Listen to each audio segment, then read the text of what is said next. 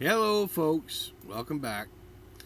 Well, unless you've been living under a rock, everyone is aware of all the trade negotiations between Canada and the U.S., the 50% tariffs, and all the stuff going on this week. I did a show at the beginning of the week, and I've been saving stuff for throughout the week to do a show, but I just didn't want to keep trying to catch up day to day, minute to minute, because it kept changing and didn't know what was actually the truth and whatnot. But here we are. We're finally at the end of it. The negotiations we thought was going to be settled. It was going to be a bad deal, and now it's all falling apart anyway. So now the 50% tariffs on $28 billion worth of goods is now applied. So thank you, Mark Carney, the man that was elected solely because he was the man to take on Donald Trump. He was the guy that was going to get the deal. He was the guy that was going to get a deal a year and a half ago. He was the guy that was going to get the deal by July 1st last year. Then it was put off for a couple of weeks, and then it was put off till August. Then it was put off till sometime in October, and then Doug Ford put his ads on in the States, and then all hell broke loose, and then they stopped negotiating, and then Carney's just poked the bear ever since, and here we are. So, Donald Trump threatened the 50% tariffs just to get Carney finally to the negotiating table. And I have a sneaky bet that we just, as Canadians, we just weren't willing to give up the dairy sector. I'm sure that, we just capitulated on everything else, right? All along. We've just been concessions after concessions to Trump. Now, I'm not a Trump fan. These tariffs were unfair, illegal, but we also put tariffs on the U.S. too. So we're not blameless either. But let's keep in mind, even the liberals did not want Trudeau in, right? Trudeau screwed the country for a decade, made it impossible for us to produce things, to manufacture things, to export things, and Carney's just followed suit, has not repealed any of the regulatory bills that stop production of oil and shipping and all that stuff. Again, Carney was the one that was elected to handle Trump. And then he stands up in the House of Commons and says, we already have the best deal. This is after Trump put tariffs on us in March. And we already have the best deal. But you were elected to get these tariffs removed. If you remember, Carney put counter tariffs on, which he actually removed during the election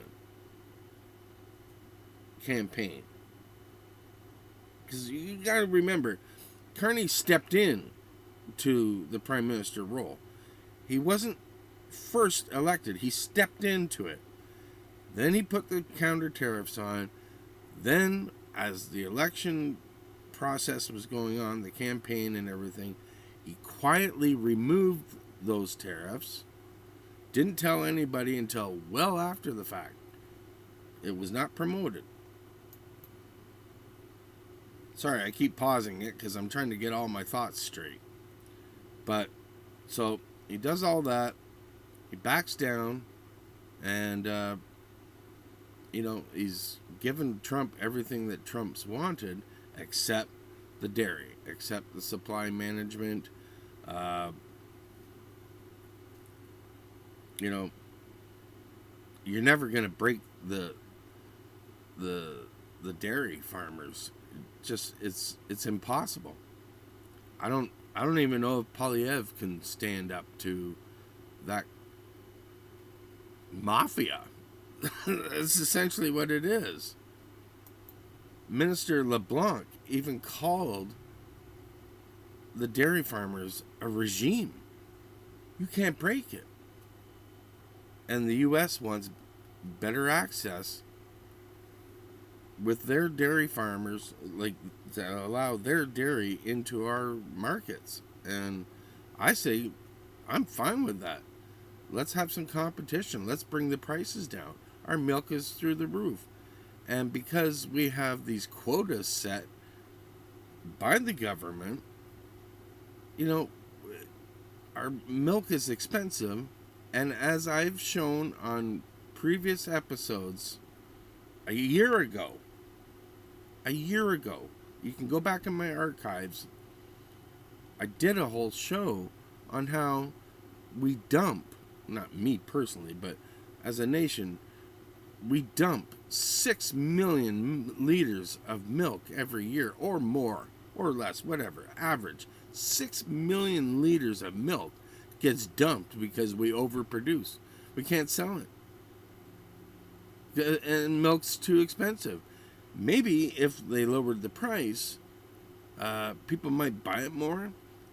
You know, people are needy in this country. Can't even give it away. I was just saying to Katie we were having coffee on the patio there before I started this.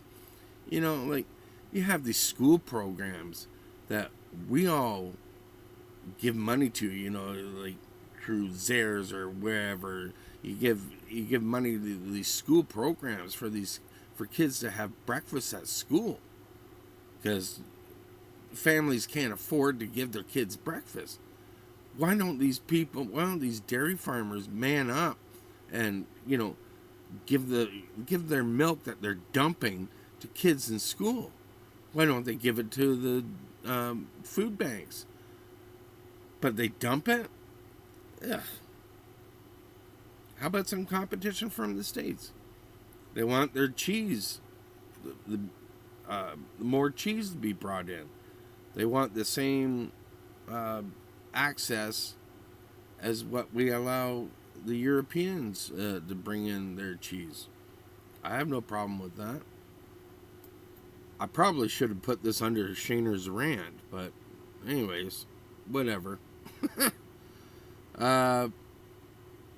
So it's been an interesting week to see Team Canada, you know, Carney practically begging, as Wob Canoe says, to have the booze put back on the shelves as part of negotiations.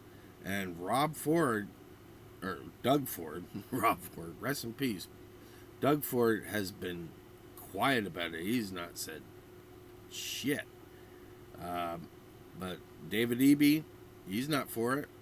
Wob Canoe gets on there and he's like, yeah, Carney's practically begging us to put the booze back on the shelves, and then he says, just don't buy it. My stance on this from the get-go is I thought it was stupid to remove the booze in the first place. Sure, I support Buy Canadian, sure, we all should. But as a consumer, I want a choice.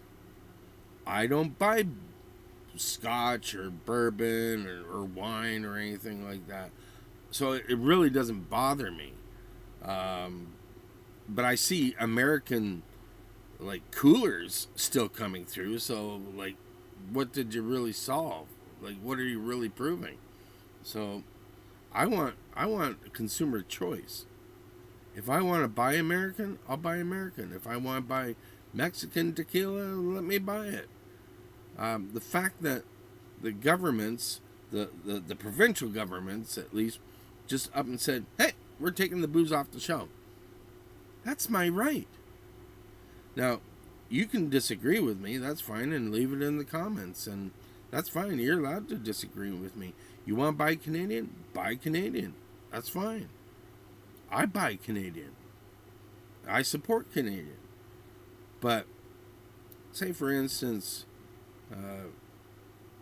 my partner Katie, her favorite wine is Barefoot Merlot, and it happens to be a Californian wine. Can't get it. Haven't been able to get it since all this started. It's available in some provinces, but you can't get it shipped. They won't ship it to us. I've called. I've emailed. Rather, I didn't call, but I've emailed. Can't get it. Can't get it shipped from California. So, so what? She makes her own homemade wine, so whatever. It's not the end of the world that she can't get her wine, but that's her right, choice as a consumer. If she wants to have that wine, she should be able to have it. That was taken away from us. Anyways, that's my rant on that part. So anyways, it's been an interesting week of all of this being in all the media and all that's been said by different podcasters and the media outlets and stuff, but here we are. Now it's, unless something changes, here we are, where we got the 50% tariff. So let's read the statement from Prime Minister Carney. And now, before I do, okay, the guy was in a no-wins scenario, but let's be honest, dealing with Trump is screwy. Like, it shouldn't have happened in the first place. We can all agree on that. But this guy, Carney, got elected, like I just said, solely for the purpose of being this genius banker that he knew how to handle Trump. He knows how Trump works. He knew how to get the deal. He knew how to get a better deal. Ain't so. But he also caused the problem. Could have had a deal a long time ago. And at least our businesses on both sides of the border would have had some kind of certainty to know how to invest and where to go. But we have lost tons of jobs. Tons. And I've done shows about that. You can look at my archives. We have lost hundreds of thousands of jobs. Some of it's bounced back, but that's also because of seasonal jobs and the census jobs and stuff like that. That's all temporary. And most of the jobs that were created were government jobs. So, anyways, I got lots to say, and I've got a lot of stuff to share, but this is getting long in the tooth on this episode anyway, so there's probably going to be a bunch throughout the weekend. So, Mr. Carney.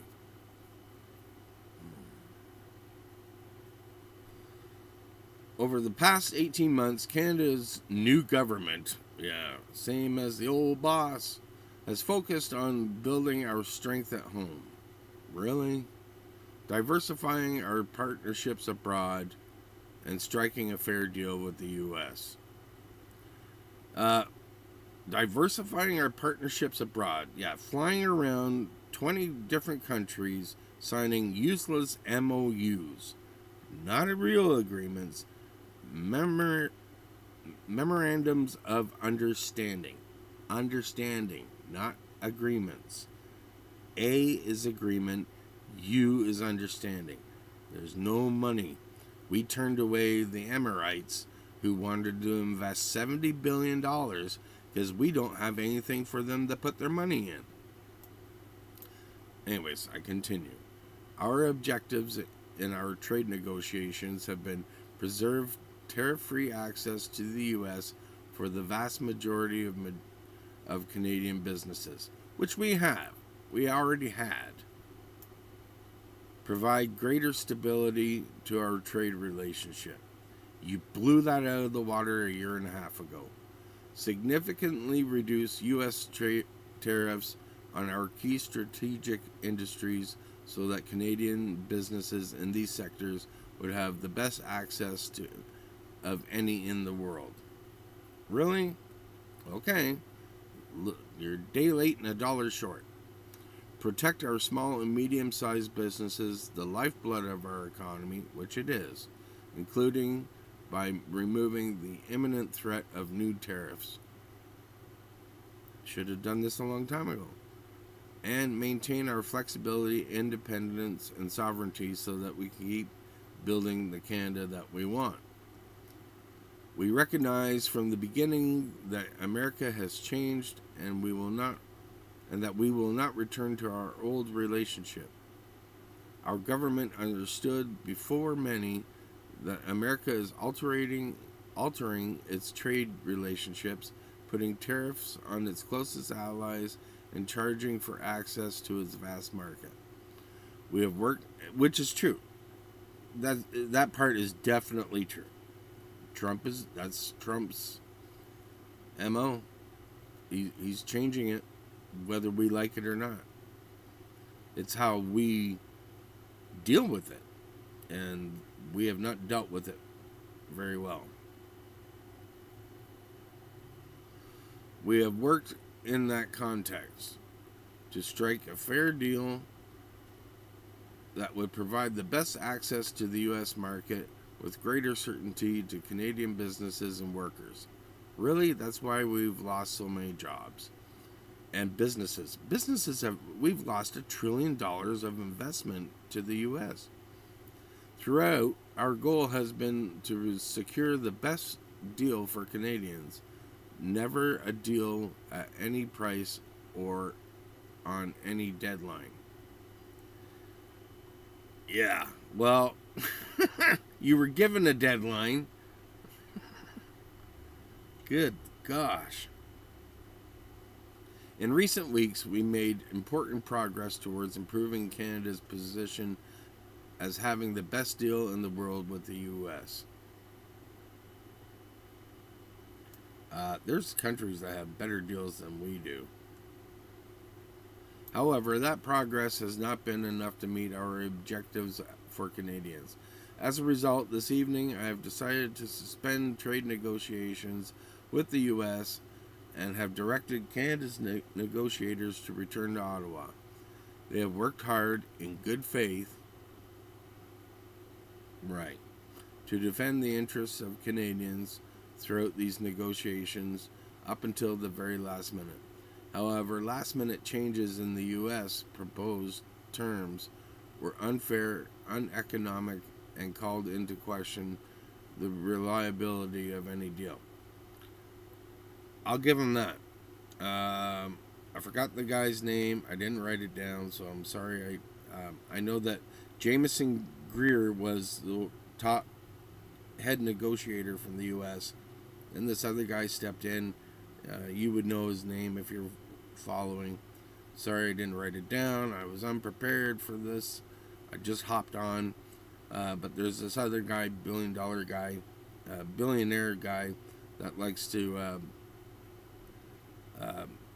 get in Greer's way. So I think something happened where this other dude got in the way and said, oh, no, this is not how we're doing it. So something happened on the U.S. end.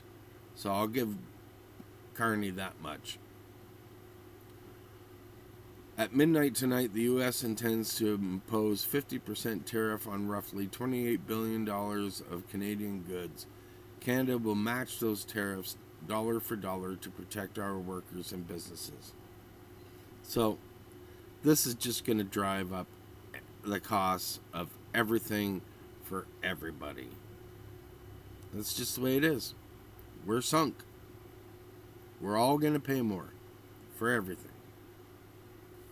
In the coming days, the government will introduce additional measures to support Canadian workers and businesses, building on the nearly $25 billion in support provided over the last 18 months.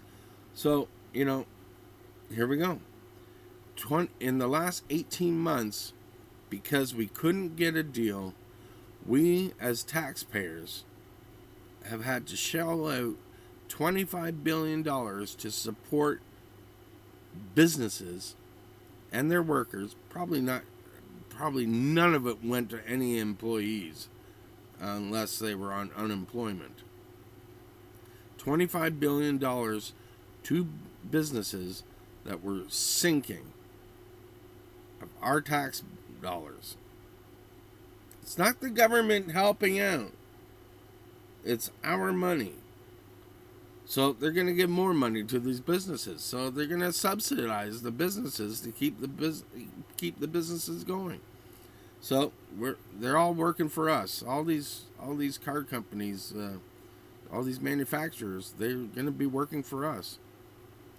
These actions complement Canada's core economic strategy. From day one, we have been focused on building our strength at home and diversifying our partnerships abroad. People, even if we doubled our partnerships abroad, if we doubled our exports to every other country and added it all up, it still would not come close to what we export to the United States.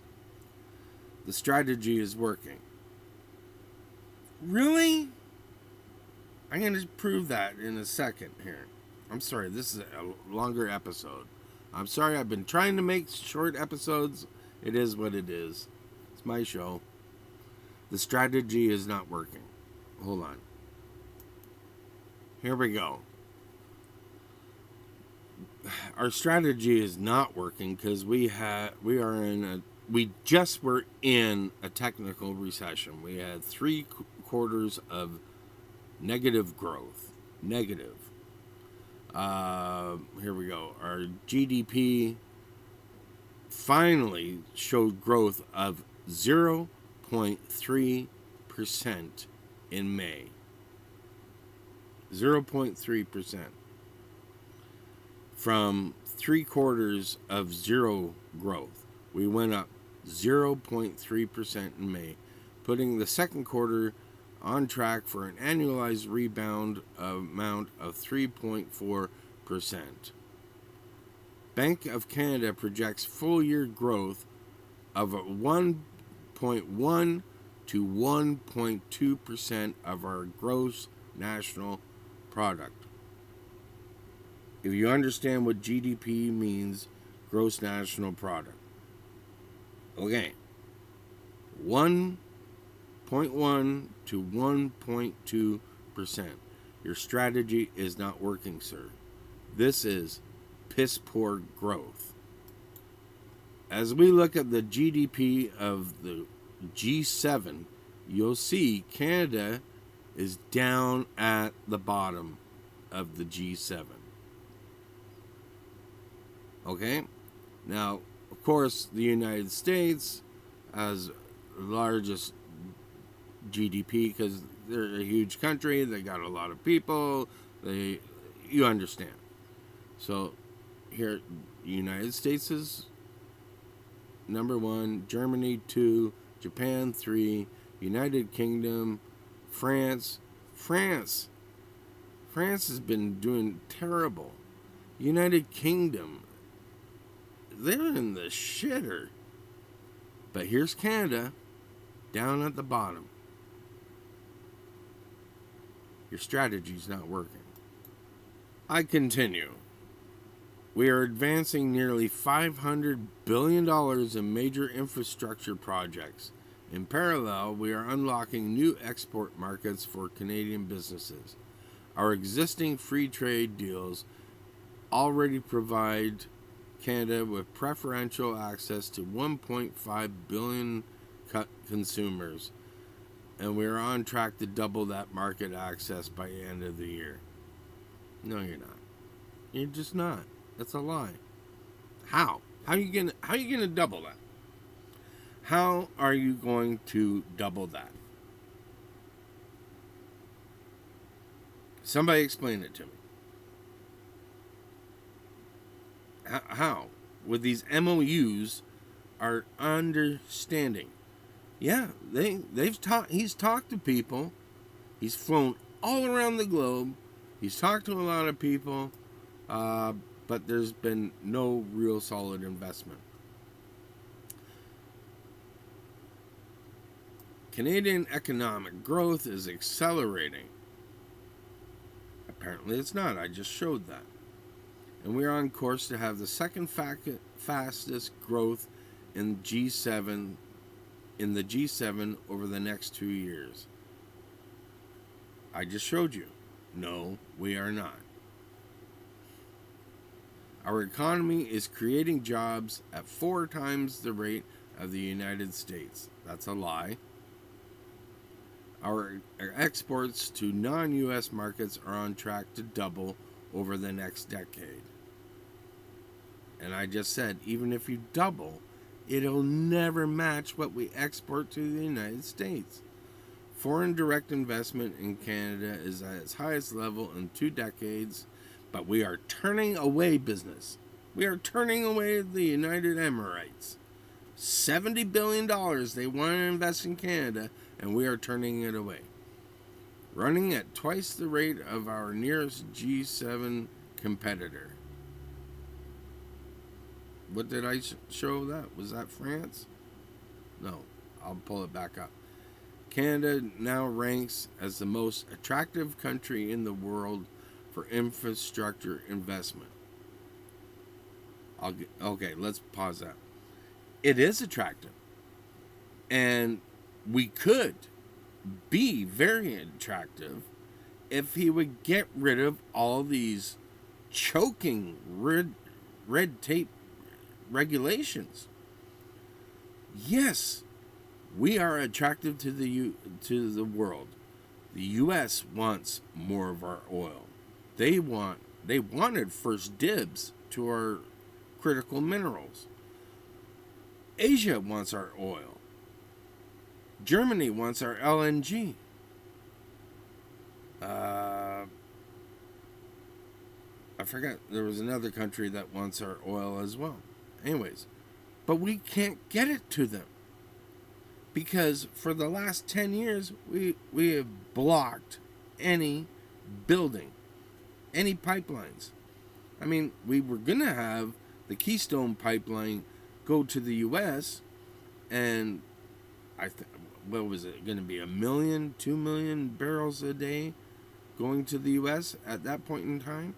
And that wasn't Trump that killed that. That was Biden. Biden killed that his first day in office. Thank you. Wasted billions of dollars of pipe already put in the ground. So, Trump wants to revive it. God bless him for doing that. Let's get that going. Let's get Alberta going. This other dual pipe line out to British Columbia, I don't think it'll happen. So anyways, he ends this with, Canada has what the world wants, and we will not allow any nation to determine our future. Why don't we determine our own? We will set our own course to keep building Canada strong for all. Anyways, we're moving on. And this is what Pierre Poilievre had to say about all of this. Conservatives are disappointed that the United States has chosen to impose further unjustified tariffs on Canada. They threaten the jobs and livelihoods of families right across our country. Canadians must stand united to defend our country against these unfair attacks on our jobs and businesses. Canada cannot accept one-sided tariffs and that will deindustrialize, sorry, I haven't said that word before, our country, nor can we accept a bad deal. Instead, we must continue to fight for tariff-free trade. Later today, I will seek a call with the Prime Minister to discuss what we can do to fight for our workers. businesses, and economy. Conservatives will always put our country first. Conservatives support action to protect Canadians and our industries targeted by these unfair U.S. tariffs. We also need urgent economic reforms. This is key to restore growth, protect jobs, and save our industry. That must include ending the industrial carbon tax. Yes. Repealing anti-development laws. Yes.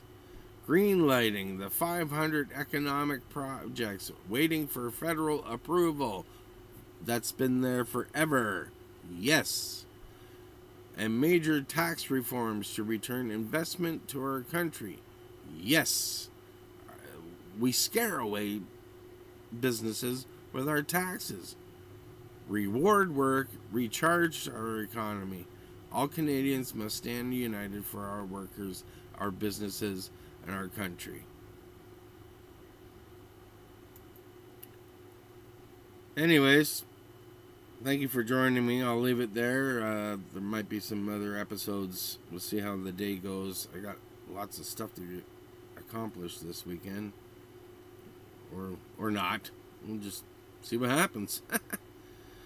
So thank you. Please like, subscribe, dislike, do whatever you want. Leave some comments, some commentary. Do you agree with anything I've said or something, nothing, whatever? You're welcome to disagree. I'd like to hear from somebody. Anyways, thank you for spending time with me. And more than ever, right now, we're all in this together. No matter how you vote, we're all we're all in the same ship, whether we like it or not. So, please take care of yourselves. Please take care of each other, and God bless.